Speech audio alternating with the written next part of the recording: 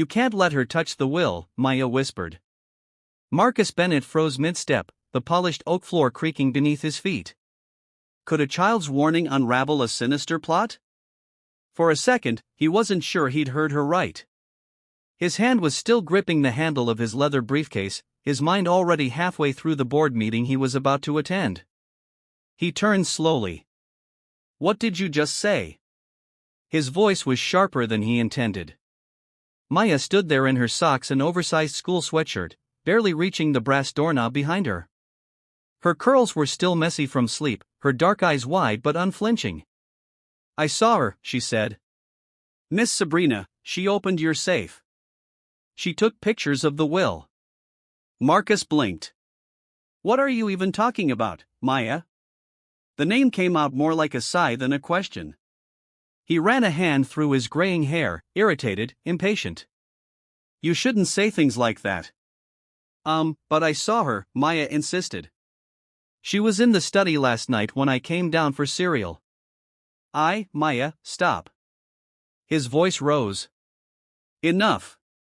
This isn't a game. The girl stepped back, startled. Marcus had never yelled at her before. Not like that. The silence that followed was thick and uncomfortable. Maya's lower lip trembled for a second, but she didn't cry. I'm not lying, she said quietly. Marcus clenched his jaw. Sabrina has done nothing but care for this family. She's been here for both of us. She's helping me, helping you. She doesn't like me, Maya cut in. She's trying, Marcus said louder than before. And maybe you should, too. For a long moment, Maya just stared at him. Then she murmured something under her breath. What was that? He snapped, turning back toward her. She looked up, her voice barely a whisper. I said, I'm trying, Dad. The word hit him like a punch. Dad. She had never called him that before. Not once. In the 2 years since he married her mother, not even after Clara's funeral, when the house fell into a quiet, aching stillness. She always called him Marcus. Polite, distant, like she was keeping her heart zipped behind a door she wasn't ready to open. And now when he had just barked at her, accused her of lying, she called him Dad. He stood frozen, watching the little girl slowly walk away, her small shoulders rising and falling with silent breaths. Something cracked in him. Could one word turn a father's doubt into a desperate search for truth?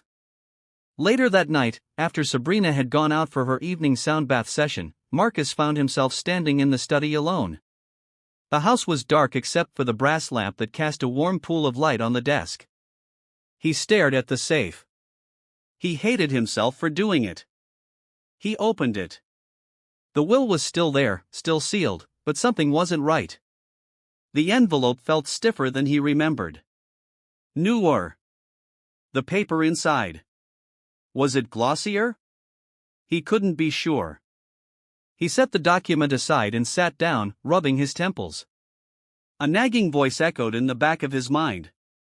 Clara's voice. Signatures and papers are sacred things, Marcus. Promise me if anything ever happens to me, don't let your grief blind you. He had promised, then broken it. When Sabrina returned an hour later, glowing with that effortless beauty she wore like perfume, she leaned down to kiss him. He kissed her back. He smiled, but something was off. And for the first time, he watched her not as a partner, but as a puzzle. He noticed how she immediately went to the study to tidy up, how she closed the door behind her, how she suddenly cared about the financial reports on his desk, how she'd started asking too many questions about his estate, especially since he'd begun talking about creating a trust for Maya. He poured himself a drink and sat by the fireplace, staring at the flames. That one word Dad still echoed in his chest. Maybe Maya wasn't lying. Maybe she had finally decided to trust him and he'd almost thrown that away. And maybe, just maybe, the person he should have been questioning all along wasn't the little girl who had everything to lose. It was the woman who came in smiling and was suddenly everywhere she shouldn't be. And just like that, one word cracked open a man's certainty. Dad. Not a title. It was a plea. A quiet act of courage from a little girl who'd been watching more than anyone realized. The next morning, Marcus sat alone in the sunroom, cradling a cup of black coffee that had long gone cold. The newspaper lay untouched beside him. Outside the tall windows, the Georgia sky was soft with spring haze, birds flitting from branch to branch like nothing was wrong. But something was wrong, and the unsettling silence in the house only made it worse. He'd barely slept. Maya's words still echoed. "Don't let her touch the will." And then that fragile, unexpected whisper. "I'm trying, Dad." He pinched the bridge of his nose. He'd brushed it off yesterday. He'd snapped at her. But the way she'd looked at him, he couldn't shake it. Not her voice, not her certainty.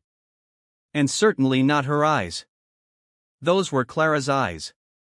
Wide and stubborn and frighteningly wise. "Morning," Sabrina chirped, entering the sunroom barefoot, hair wrapped in a silk scarf, robe cinched perfectly. She leaned down and kissed his cheek. "You didn't come to bed last night." "I had some things to think about." "Oh," she asked, sliding into the chair across from him. She poured herself a cup of tea from the floral pot she'd set earlier, stirring it with slow, practiced fingers. "Work stuff or Maya stuff?" Marcus forced a smile. "Both." Sabrina offered a sympathetic little hum. "She's still having those dreams, huh?" Marcus said nothing. He watched her over the rim of his cup. The way she tilted her head as if performing concern. The way she didn't ask what Maya had said, just assumed it or rather hoped he'd dismiss it. And until recently, he would have. "Actually," he said, careful, calm. "She said something strange last night." "Oh." "She said she saw you in the study." Sabrina blinked. "When?" "Last night around midnight." She said a beat past. Then she must have been dreaming again. You know how vivid kids' imaginations are, especially after everything that's happened. "Maybe," Marcus said. But she was awfully specific. Sabrina's smile didn't reach her eyes. "Marcus, you're not seriously suggesting I snuck into your study in the middle of the night to what? Read your documents? You've been asking a lot of questions lately." She laughed, soft, amused, but a hair too fast. "I live here. I care about our life. I'm not going to apologize for wanting to understand how things work." Marcus nodded slowly. "Fair." Sabrina leaned forward, her tone honeyed now. "Look, I know Maya's still adjusting. And I know she misses Clara. Of course she does. But I've only ever wanted to be a good influence, Marcus. I've been nothing but supportive." He met her gaze and smiled. "That's why I trust you." She relaxed visibly, leaned back with a relieved breath. He excused himself a moment later, but the knot in his chest only tightened. Her answers were polished, too polished. She was always composed, always just enough upset, just enough concerned, but something felt rehearsed now, like a performance with beats she'd memorized. He walked to the study, closed the door. The safe sat under the cabinet, inconspicuous. He opened it again, pulled out the will. He hadn't shown it to anyone in months. He knew every page, but something was off. He stared harder, then opened the bottom drawer of Clara's old filing cabinet. That's when he saw it. The original version and earlier draft of the will, a handwritten note still paper-clipped to the corner, and on it, the final paragraph didn't match the one in the version inside the safe. The wording was similar, but this one made Maya the sole beneficiary. The one in the safe split control between Maya and his future spouse. His heart dropped an inch. Clara would have never added that clause. Never. Especially not after they discussed protecting Maya no matter what. He flipped through both documents again. Side by side. Fonts, spacing, layout, it was seamless, professional. But now that he knew what to look for, the differences became clearer. And suddenly, he understood. This wasn't Maya's imagination. It was a warning. That evening, he picked Maya up from school himself. She was surprised. She usually came home with the driver. But today, he'd canceled all meetings and waited in the car line just like every other dad. When she climbed into the back seat, she barely spoke. "You hungry?" he asked as they pulled away. She shrugged. "I was thinking tacos." She glanced at him, uncertain. "Just us?" He nodded. "Just us." They sat in the back corner booth of a quiet local diner. He didn't rush. Let her sip on her lemonade. Watch the cook behind the glass grill flip tortillas. "Hey," he said gently. "I owe you an apology." Maya looked up. "I didn't believe you last night, and I should have." Her eyes didn't move. "I looked at the will, Maya. I compared it to the original draft. Someone changed it. Someone who knew exactly what they were doing." Finally, she whispered. "So, you believe me now?" "I do." Her lips tightened and her eyes shimmered. She looked away quickly like she didn't want him to see it, but Marcus saw it anyway. "You were really brave to tell me," he added. She nodded. "I didn't want to, but I promised Mom." He froze. "You promised her." "Before she died, she told me to watch the safe. She said, if anything happened to her, I should make sure no one ever touched your will. She said, grief makes people blind." Marcus felt the breath leave his lungs. Maya reached into her little backpack and pulled out a worn spiral notebook. Clara's journal, the one she used to read aloud from at bedtime. She wrote about it. "See?" He took the notebook gently and there it was in Clara's handwriting. Dated a few weeks before her accident. "If something ever happens to me and someone new walks into the house too quickly, too easily, check the documents. Maya will know. She sees what we adults miss." That night, Marcus stood at the threshold of his office again, holding Clara's notebook in one hand and the altered will in the other. He stared out into the hallway where Sabrina had just passed, laughing on the phone, laughing like she didn't have a single worry in the world. But now he did, and so did she. She just didn't know it yet. 3 days passed. Marcus said nothing. He watched. He watched the way Sabrina suddenly lingered longer at the office door when he wasn't inside. The way she asked if he needed help filing things. The way she casually mentioned how hard Maya had been lately.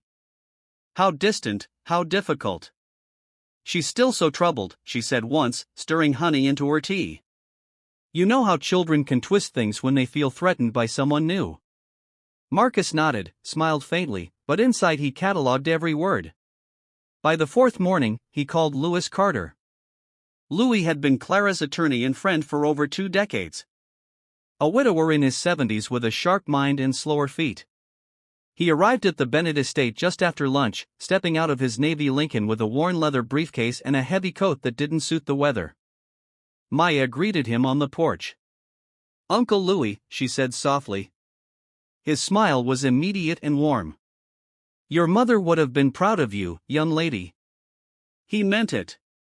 He always had a fondness for Clara's daughter, and he had no doubt she was telling the truth. But now that Marcus had seen the will scene, the alteration with his own eyes, Louis had something tangible to pursue. Inside, they laid the two versions side by side. Louis, squinting over his bifocals, examined the documents down to the ink weight and letter spacing. "This paragraph," he said, tapping the page gently. "It's off. Slightly different kerning. Same font, but the spacing's wrong. And see this, the margin's adjusted by 1/10 of an inch. You think it was printed over the original number? Recreated professionally. This is forged, Marcus." Marcus leaned back in his chair. The words didn't surprise him anymore, but hearing them aloud grounded his suspicions. "And if it's forged, then someone's planning to steal a very large part of your estate." Marcus' jaw tightened. "The clause grants 40% of my liquid assets to a future spouse, including Sabrina." Louis nodded. "And if this gets filed as your last will, she has legal standing to contest nearly everything else, even Maya's share." They sat in silence for a moment. "She doesn't know I've noticed," Marcus said. "Then don't let her know yet." Louis opened his briefcase and pulled out a small rectangular device. "A voice recorder?" Marcus raised a brow. A highly sensitive court-admissible recorder. Maya wears this during a conversation with Sabrina. If Sabrina says anything even remotely coercive or incriminating, we'll have more than suspicion. We'll have evidence. Marcus stiffened. I don't want her in danger. She won't be, Louis said calmly. We'll monitor it live. You and I will be less than a room away. The moment anything feels wrong, we step in. Maya, who had been quietly sitting near the door with her knees pulled to her chest, looked up. I can do it, she said. If Mom were here, she'd want me to. Marcus's throat closed. He nodded once, eyes burning, but didn't speak. That night, they prepared everything. Sabrina believed she had won. Her tone was gentler than ever, her gaze softer. At dinner, she served Marcus his wine, touched his hand as she spoke about legacy, and praised Maya's new obedient behavior. I think we've really turned a corner, she said, smiling at Maya like a cat pretending not to notice the mouse. The next afternoon, Marcus told Sabrina he was thinking of updating the will. Just to be responsible, he said with a casual shrug. After all, if something ever happened to me, I'd want to make sure you and Maya are protected. Sabrina's eyes sparkled, but her voice stayed composed. Marcus, that's so thoughtful. I mean, of course, I'd never expect anything, but it's good to plan. Responsible, like you said. He told her he drafted a preliminary version. You can review it tonight if you want. That evening, they handed her a copy, carefully fabricated decoy crafted by Louis with glaring financial inconsistencies and fake assets. Offshore accounts that didn't exist, properties that had been sold years earlier, business interests no longer active. Any normal person would have raised questions. Sabrina didn't. Instead, she went quiet as she read, flipping pages with a growing smile. These Cayman holdings, she murmured. I thought you sold those years ago, but I guess I misunderstood. Marcus's heart stopped. They had never discussed Cayman accounts. Not even in passing. Across the room, Louis tapped a silent code on his tablet. The recording was crystal clear. Sabrina continued, almost talking to herself now. And the Zurich accounts. Smart move. Honestly, splitting them from your U.S. assets shields Maya's inheritance from tax complications. Very clever. Louis looked up. Marcus stared at her. You seem very informed. Sabrina chuckled, setting the pages down. You forget I listen when you talk, darling. You're always discussing your finances over the phone. That's funny, Marcus said, stepping closer. Because I haven't mentioned those accounts in nearly 5 years and certainly not in this house. She blinked just once. Then her smile returned, colder now, thinner. Well, perhaps I just assumed based on patterns, but her voice betrayed her. The careful script had slipped, and Marcus wasn't the man she'd once fooled. Sabrina stood, brushing invisible lint from her blouse. Is there something you're trying to imply? Maya, who had been curled on the love seat with her favorite butterfly hairpin clipped neatly above her ear right where the mic was hidden, looked up and asked gently, Miss Sabrina, would you want me to sign anything if Daddy ever got hurt? The room went still. Sabrina turned slowly. Why would you ask that? Because you told me the other day you wanted to talk about my mom's jewelry in the house. Sabrina froze, then smiled. I was just saying it might be smart to prepare a gift agreement, something for the future. You know, in case you ever want to show gratitude. Even if I didn't want to, Maya asked softly. Sabrina tilted her head. Well, children don't always know what's best. Louis tapped his tablet again. Got it. The next word Sabrina spoke would seal her fate. Sweetheart, she said, walking toward Maya. If you want to stay in this house, keep your pretty little room, your books, your school. You'll learn that cooperation is everything. Life isn't fair, but it can be comfortable if you play alone. Maya's face didn't change, but her hand slipped into her pocket and tapped the small button inside. A second later, Marcus stood, voice like ice. That's enough. Sabrina spun around. Marcus, we heard everything. Louis stood too, recorder in hand. You've been very thorough, Miss Lauren, but not thorough enough. Sabrina's eyes flicked from Marcus to Louis, then to Maya. For the first time, her mask cracked.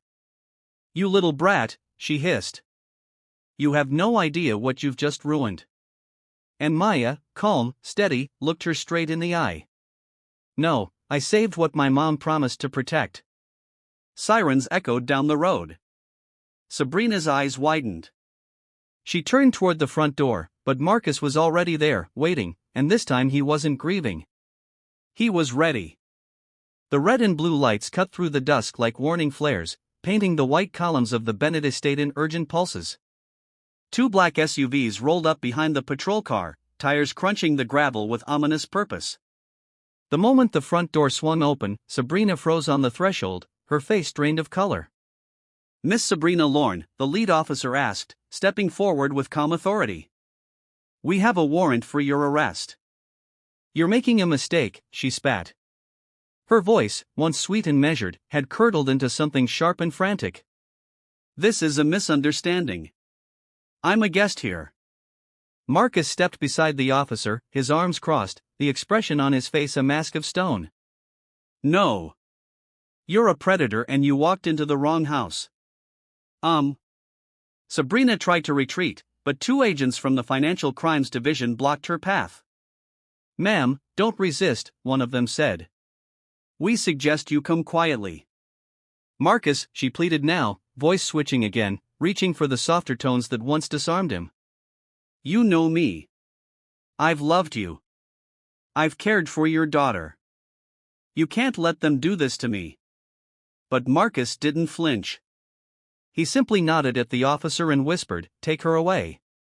As the cuffs clicked shut around her wrists, Maya stood at the top of the stairs.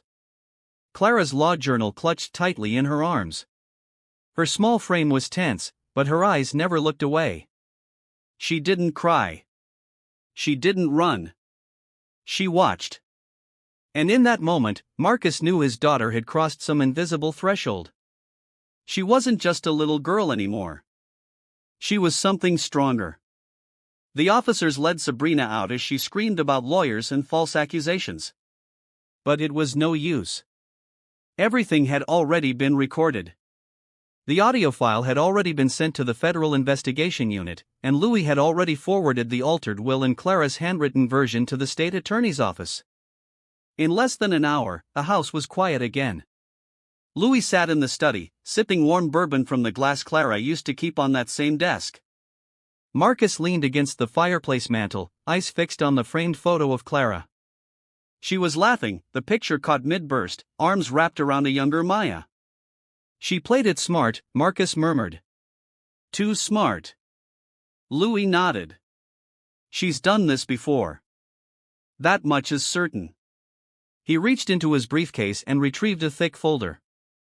Her real name isn't Sabrina Lorne. It's Vanessa Ramirez. She's been on the periphery of multiple inheritance fraud investigations across California, Texas, and Florida. Different aliases, different targets. All of them grieving, all of them wealthy, and all of them alone. Marcus exhaled slowly. How did we not see it sooner? Because she's good, and because grief blinds you, Clara said it best. Maya appeared in the doorway, barefoot in her pajamas, her hair a halo of soft curls around her tired face. I couldn't sleep, she said simply. Come here, baby, Marcus said, holding out his arm. She crossed the room and climbed into his lap without a word. Her body curled against his chest like it used to when she was 5. And as he held her, he could feel her heartbeat steadying against his. You were so brave, he whispered into her hair. She tried to make me sign something, Maya said, her voice almost too soft to hear. Marcus looked at her sharply. When? 2 days ago, a paper. She said it was a thank you gift, but I saw the title. It said Future Property Transfer Agreement. Marcus' fists clenched. And you didn't tell me. I was scared. I thought maybe you wouldn't believe me. The pain in his chest deepened. I'm sorry, he said. I should have listened sooner, but I didn't sign it, Maya said, pulling away slightly.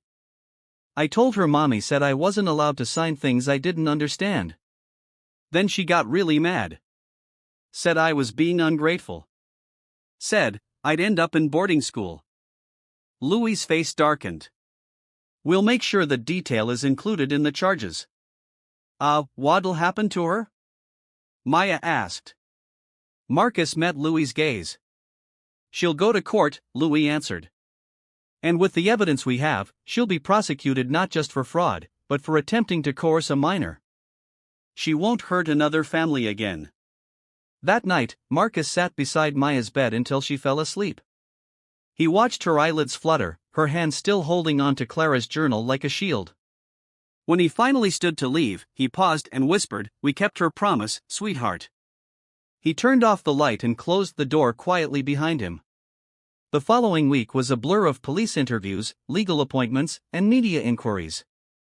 News of the arrest had spread faster than anyone expected. But Louie, ever protective, managed to shield Maya's identity from the press. This story isn't about a scandal, he told one reporter. It's about a child who did the right thing when no one else was willing to look closer.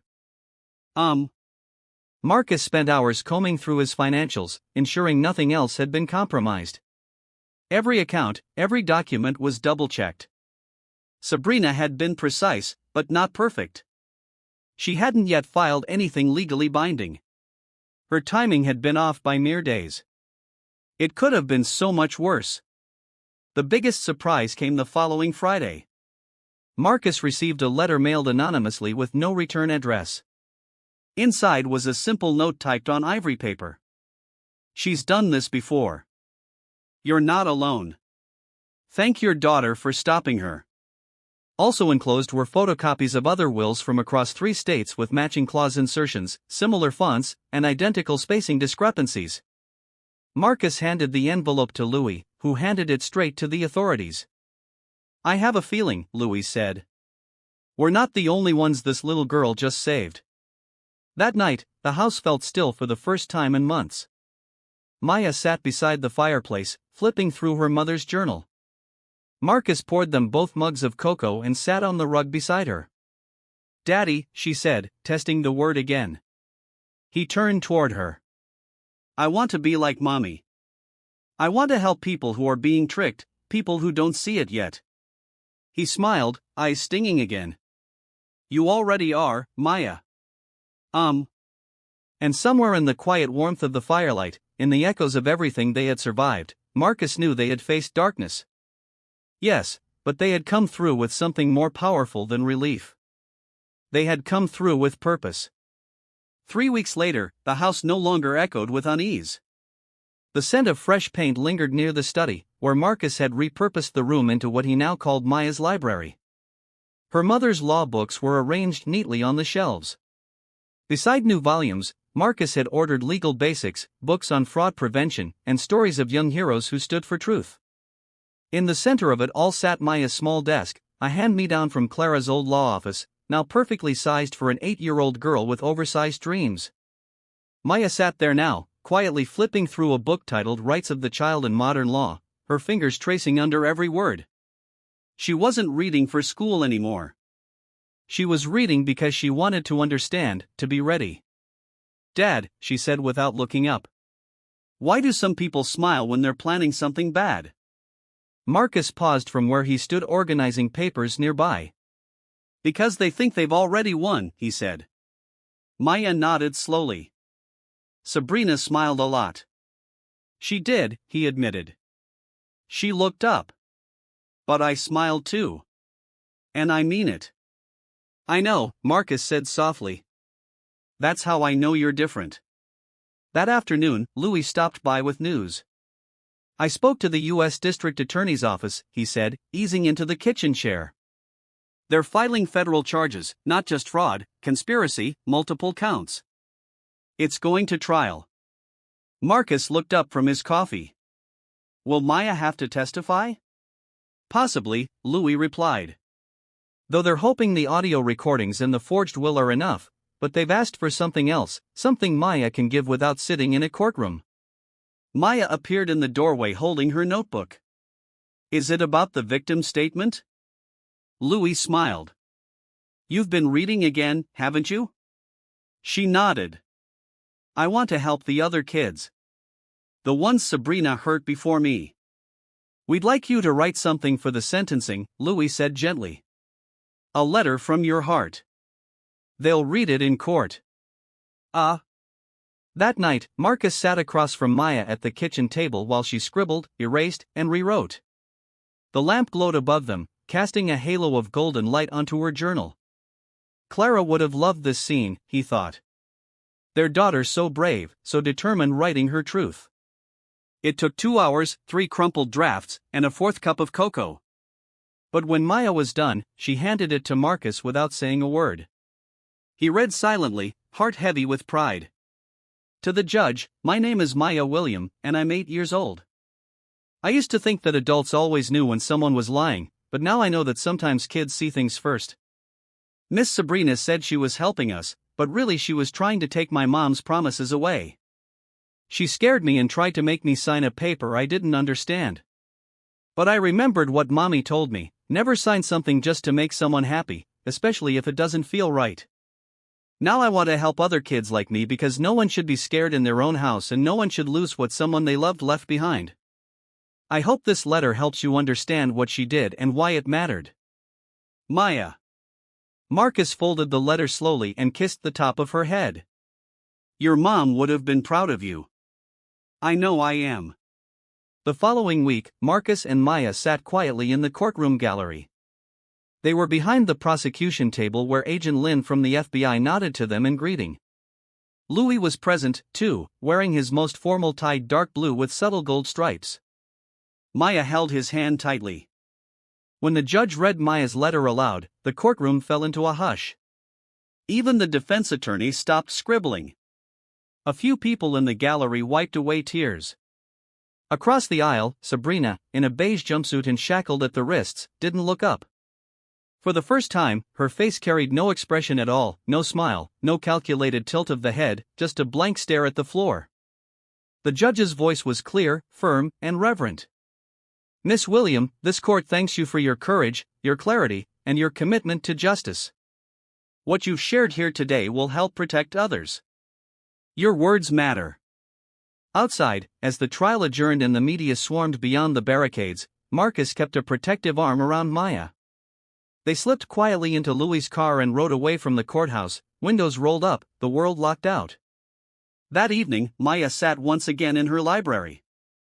She didn't reach for a book. Instead, she opened a blank journal. On the first page, she wrote, "My job is to keep the promises my mom made, even if she's not here to keep them herself." Marcus peeked in from the hallway, watching her in silence. She looked up and smiled. I want to start a group for kids who need to learn about their rights. He stepped in. What kind of group? A club. We meet once a month. We read books like Mommy's, and we talk about how to say no when something feels wrong and maybe how to tell the difference between people who help and people who want to take. He nodded, voice thick with emotion. We'll make it happen. And they did. By the end of that spring, the Promise Club held its first meeting in the study-turned-library. 5 children came, all connected to other families affected by Sabrina's scam. They sat cross-legged on rugs, each with a donated book in hand, listening to Maya read aloud from a chapter Clara once marked with a star. Marcus watched from the doorway, heart steady for the first time in what felt like forever. The woman he'd loved was gone. But her voice lived on in their daughter's fierce, fearless whisper. The same whisper that had once said, "Don't let her touch the will." Now it said something even louder. Let's protect every promise. Summer arrived quietly in Atlanta that year. The heat draped itself over the city like a wool blanket, and the days grew longer, slower, softer. But inside the William house, something new was blooming, something more lasting than season or sunlight. It was purpose. Maya's Promise Club had grown faster than anyone expected. What began with 5 children now had nearly 30 names on a waiting list. Word spread through community centers, churches, and teachers who whispered, "She's the little girl who helped rewrite her father's will and brought down a fraud."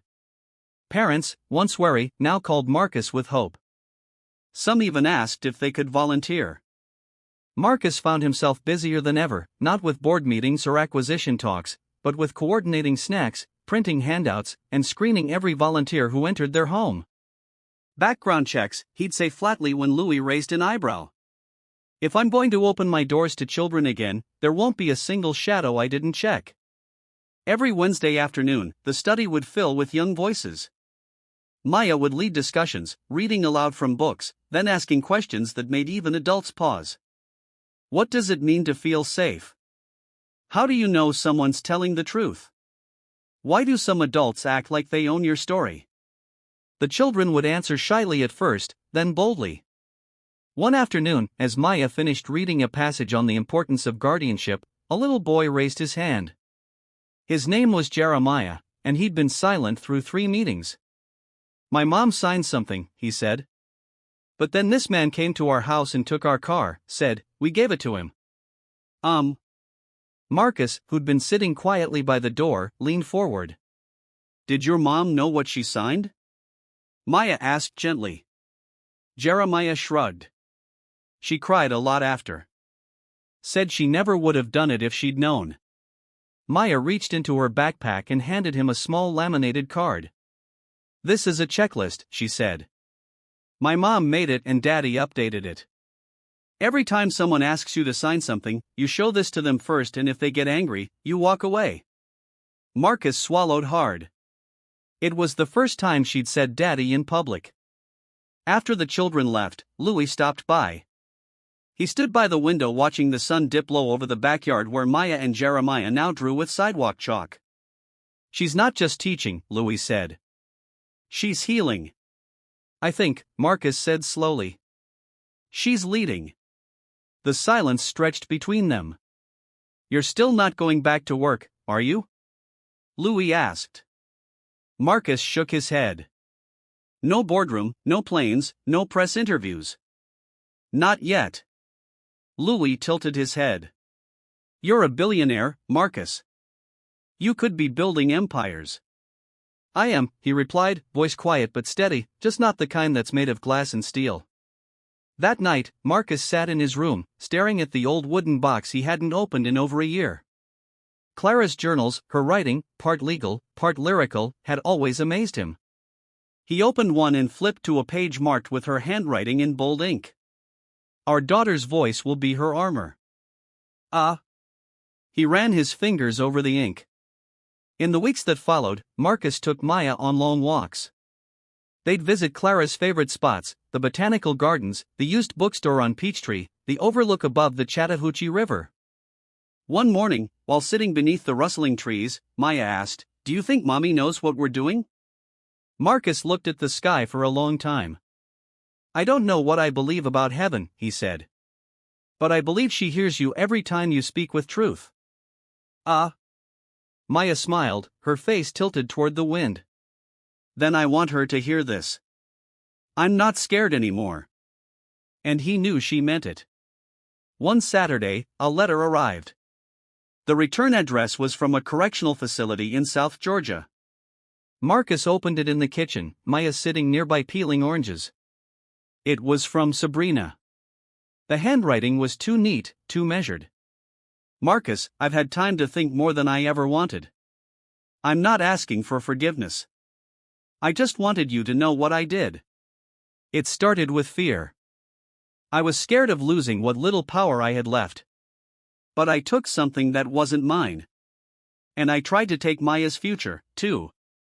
She was the bravest person in that house. I know I'll never see the outside again. But if you ever speak of me, I hope it's not as a monster, just someone who got lost and didn't know how to ask for help. Tell her thank you for stopping me. Marcus folded the letter slowly, then dropped it into the trash without a word. Maya looked up. Was that from her? He nodded. Did she say sorry? She tried. That's enough for me, Maya said. But I don't need to read it. Later that day, Maya asked if she could take the next club meeting outdoors. The sun was high, the yard green and wide. She'd written a new lesson, this one about the difference between fear and guilt. As the children gathered under the elm tree, Maya stood tall, clipboard in hand, and spoke clearly. Sometimes, she began, people try to scare you because they think that gives them power. But if you ask the right questions and speak the truth, they lose it because fear only works in silence. Marcus sat in a lawn chair nearby, listening with his arms crossed over his chest, pride swelling quietly behind his ribs. Maya finished her talk and one by one the children raised their hands. They shared stories, asked questions, and began to imagine a world where knowing your rights was as natural as learning to tie your shoes. As the sun dipped lower and the sky turned amber, Maya walked over to Marcus. "I want to write a book," she said. He blinked. "You're 8. "I know," she grinned. "But kids my age need to know what to do. I want to write it for them." He smiled, voice thick. "Then let's write it together." And they did. But it was Maya's name on the cover in bold letters, just like her mother once dreamed. The following spring, something extraordinary happened. Maya's book, Speak Loud, Even When You're Small, caught the attention of a local news anchor who'd heard about the Promise Club through a community teacher. What started as a 5-minute human interest segment turned into a viral video and then a whirlwind. By the time the national morning show called, Marcus had already received emails from publishers, nonprofits, and educators asking to partner. But Maya had one question. Will this help more kids speak up?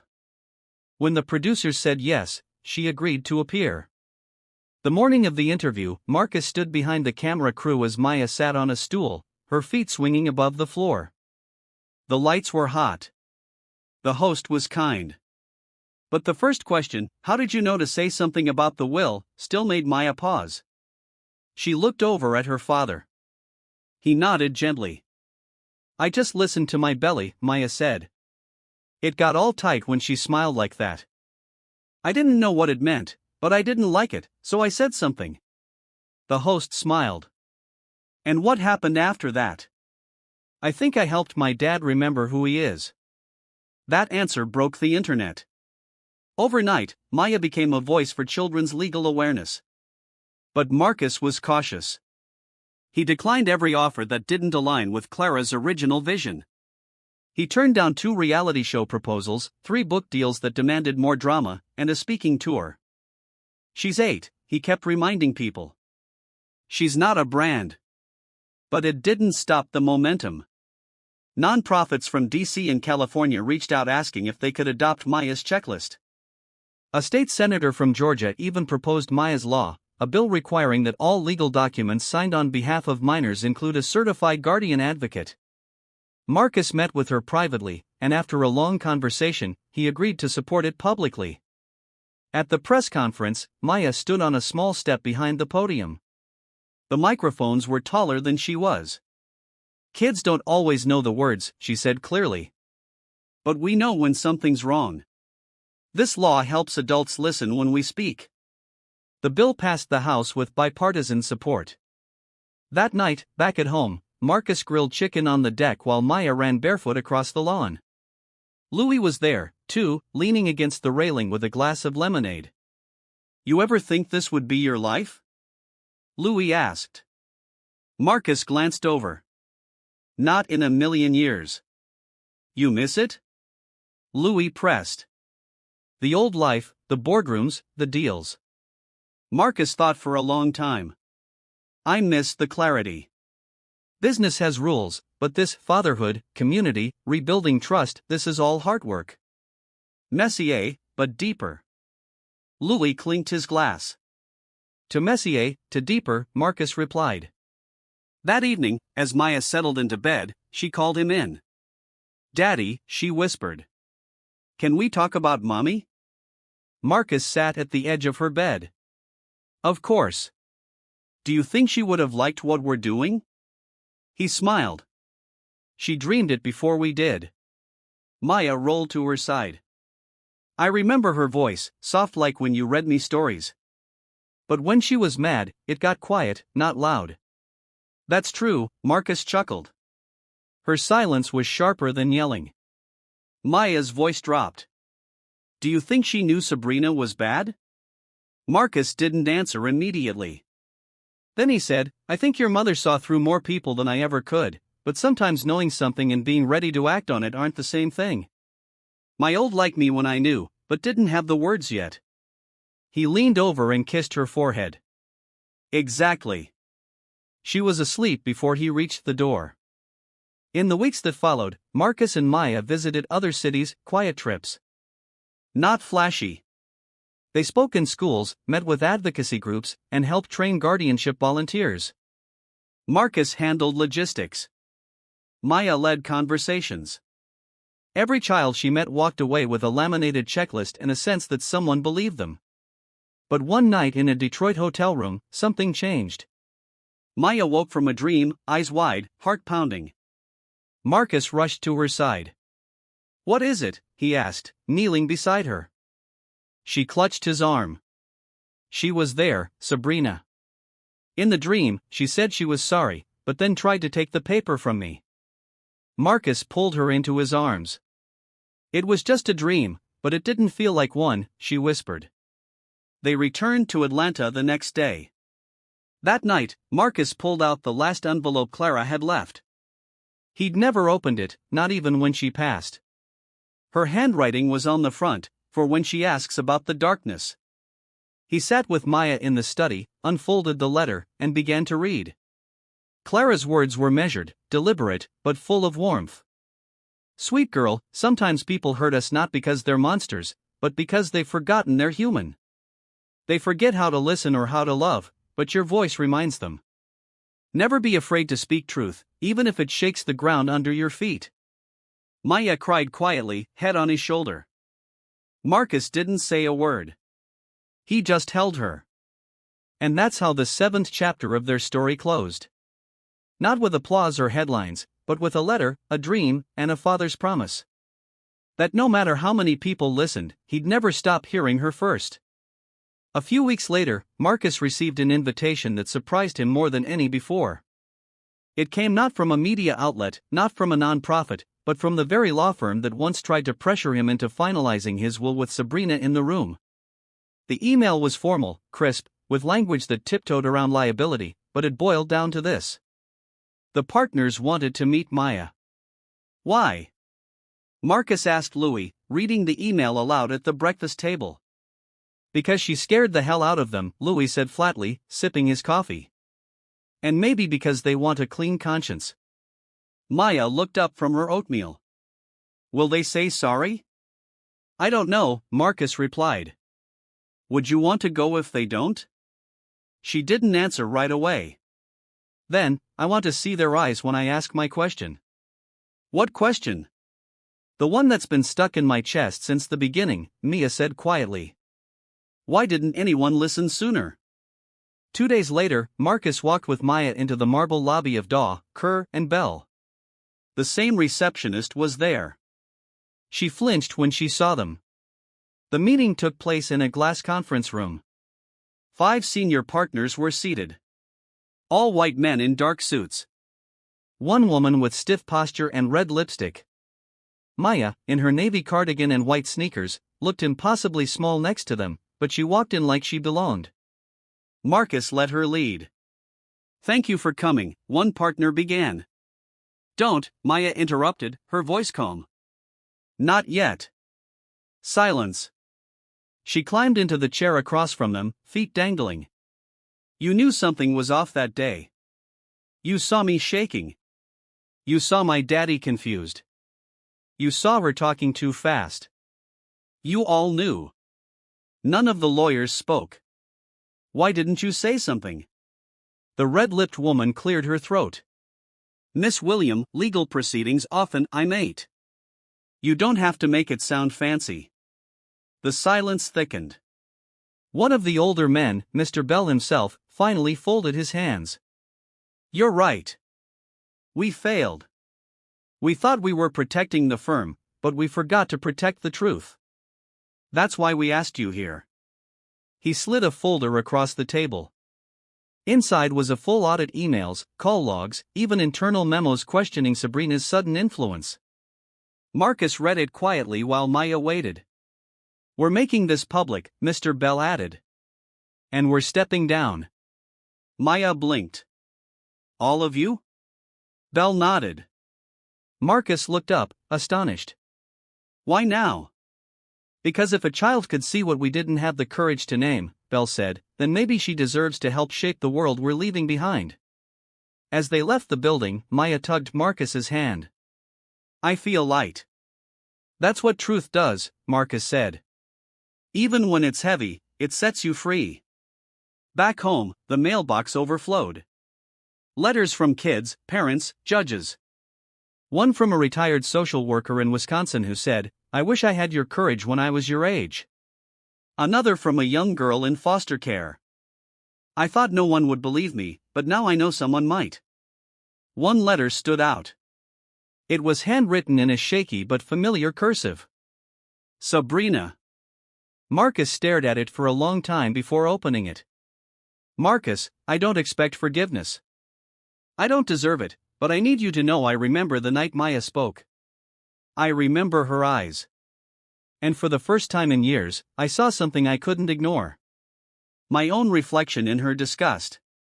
I've entered rehab, not just for the pills, for the lies, for the hunger I chased with every charm and smile. You were right to leave. She was right to speak. If there's a way to start again one day, I hope it begins with silence. Mine. S. Marcus folded the letter, tucked it back into the envelope, and placed it in a drawer he rarely opened. Some things, he whispered, don't need applause, just closure. That weekend, the Promise Club hosted its first statewide gathering. Families came from all over Georgia. Maya stood under a big white tent, surrounded by children wearing matching shirts that read, Loud Hearts, Brave Words. She spoke without notes, just her voice. My mom used to say, the quiet ones are often the strongest, but I think the brave ones are the ones who learn when to speak, even if their voices shake. I didn't save my dad, we saved each other, and now we help save others. Cheers, hugs, tears. Later that night, Marcus found her on the porch staring at the stars. You okay? He asked. She nodded. I think I finally believe it. Believe what? That what happened for a reason, so we could help. Marcus wrapped an arm around her. You've done more than help. You've changed lives. She leaned into him. Promise me something. Anything. When I grow up, and if I forget how it feels to be small, you'll remind me. He smiled. I will. But something tells me you'll never forget. As the crickets sang and the air cooled, father and daughter sat in the quiet, the good kind, not the fearful kind. The kind where nothing needed to be said. Because the wool had been rewritten, the truth had been heard, and in the space where silence once ruled, love had taken its place. 3 years had passed since the day Maya stood in that glass conference room and reminded a room full of lawyers what conscience sounded like. The memory still clung to Marcus like a song he never forgot, especially on mornings like this. When the house was quiet, the air smelled like fresh rain, and Maya's laughter echoed from the kitchen. She was 11 now, taller, stronger, her curls wilder than ever. She no longer whispered her thoughts. She shared them fearlessly. She still called him Dad. And Marcus still paused every time, not because he doubted it, but because he treasured it. You got the juice, Maya, he called out. Top shelf of the fridge behind your almond milk, she shouted back. Her voice carried with that same conviction she'd had since the day she warned him about Sabrina. And today was not just any day. It was the final hearing. The court would officially approve the educational foundation Marcus and Maya had co-founded, the Loud Hearts Initiative. It wasn't just a non-profit. It was a promise written into reality. They'd partnered with schools across Georgia, offered legal literacy programs, workshops for foster youth, and scholarships for kids who'd been ignored by the system. It was more than paperwork. It was Maya's idea. She'd insisted on the name because brave hearts aren't always loud. She had told the board members in their very first meeting. But when they are, someone should be listening. The courtroom in downtown Atlanta was packed. Reporters lined the back wall. Teachers and families sat shoulder to shoulder, many of them holding signs with the foundation's logo, a heart with wings. Maya wore a navy blazer over a white dress. She clutched a worn folder, her speech inside. Marcus sat beside her in a charcoal suit that felt tighter than he remembered. "You nervous?" he asked. "A little," she admitted, "but mostly excited." Judge Erica Langston, a black woman with silver streaks in her hair and sharp eyes, entered the chamber and called for quiet. "We're here to review the final articles of incorporation for the Loud Hearts Initiative," she said, flipping through the packet. "Mr. Carter, Miss William, you have the floor." Maya stood. Her hands shook slightly as she opened the folder. But when she began to speak, the room stilled. "3 years ago, I sat in a room like this," she began. "I was 8 and scared, and no one believed me at first, not because they were bad people, but because I was small and quiet and black." Murmurs rippled through the crowd. She continued, "That day taught me something. That sometimes adults forget how to listen to children. That laws protect power more than people. But I also learned that truth can be louder than lies if someone is brave enough to say it." Her eyes swept the room. "So, this foundation isn't about me. It's about the kid who sees something wrong and says something anyway. It's about making sure the next Maya doesn't need a miracle to be believed." Her voice didn't crack once. When she finished, the applause was thunderous. The judge's gavel knocked lightly. "Motion approved," she said, smiling. "Let the record show that justice in this courtroom was led by a child." Outside, reporters swarmed. Marcus shielded Maya with his arm, but she stepped forward, answering questions like she'd been doing it all her life. "What's next?" one reporter asked. "More listening," Maya replied. "To kids, especially the quiet ones." That night, the house buzzed with celebration. Friends came over. Balloons, cake, laughter. Maya disappeared at one point, and Marcus found her sitting on the backyard swing looking at the stars. "Hey," he said, handing her a slice of cake. "That was brave. What you said today?" "It felt right," she said, kicking her feet. "But you know what's weird?" "What?" "I kept thinking, what if I'd never said anything back then? What if I let her touch the will? What if you'd never believed me?" Marcus sat on the grass beside her. "You did say something. I did believe you, and the world is better because of it." She leaned her head on his shoulder. "I still don't understand why she wanted to change the will so badly." "She already had you." Marcus sighed. "Because some people only see love as a ladder, something to climb, not something to hold." Maya was quiet for a moment. "Well," she said finally, "I'd rather hold it." He smiled. "Me too, kiddo." As the crickets hummed and the stars blinked like faraway eyes, Maya whispered, "Do you think other kids will listen now?" Marcus looked up at the sky, then at her. "I think they already are." In the weeks that followed, letters poured in again. This time from schools asking to partner, from lawyers offering pro bono work, from students sharing their stories, and then one morning, a small package arrived. Inside was a faded stuffed bunny. No note, just the toy. Maya gasped. "That's mine. I lost it when I was 6. Marcus turned the box over. A return address in Seattle. The name Sabrina Holloway. They didn't speak of it aloud, but Maya took the bunny, held it gently, then placed it on her nightstand. "Not all stories end badly," she said. Marcus nodded. "Some just take longer to find their way home, and maybe that was the real will. Not the document, not the money, but the legacy, the courage to speak, the love to listen, and the quiet understanding that sometimes even the smallest voices can rewrite the world." Brought to you by BUP Stories.